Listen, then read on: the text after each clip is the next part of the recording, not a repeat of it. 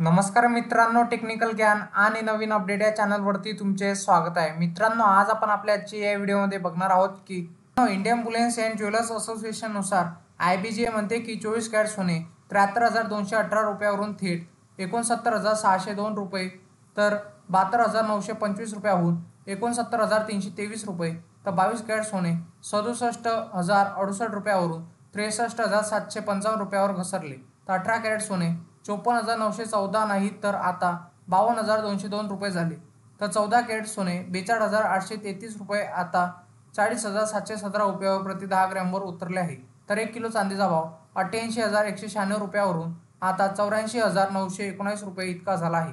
वायदे बाजारात आणि आंतरराष्ट्रीय बाजारात सोने आणि चांदीवर कुठलाही कर शुल्क नसते, तर सराफा बाजारात शुल्क आणि कराचा समावेश होत असल्याने भावात तफावत दिसून येत असते। मित्रांनो, गेल्या आठवड्यापासून सोन्याच्या किमतीत घसरण सुरू आहे। 18 जुलैपासून दरवाढीला ब्रेक लागला आहे। 22 जुलै रोजी सोने 120 रुपयांनी उतरले, तर 23 जुलै रोजी त्यात 300 रुपयाची घसरण झाली। आयात शुल्कातील कपातीमुळे किमतीत जवळपास 2,000ची घसरण झाली आहे। जर आजही सकाळच्या सत्रात सोन्याने घसरणीचे संकेत दिले आहे।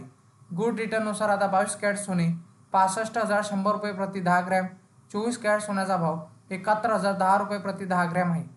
मित्रांनो, जुलै महिन्याच्या सुरुवातीला चांदीने मोठी मुसडी मारली होती। गेल्या आठवड्यात चांदीत जवळपास 5,000 रुपयाची स्वस्ताई आली होती।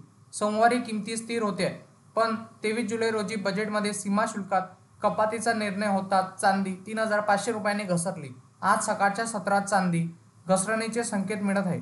गुड रिटर्ननुसार आता 1 किलो चांदीचा भाव 88,000 रुपये इतका आहे। मित्रांनो, तुम्हाला असेच नवनवीन व्हिडिओ बघण्यासाठी तुम्ही आपल्या चॅनलला लाईक, शेअर अँड सबस्क्राईब करा। धन्यवाद।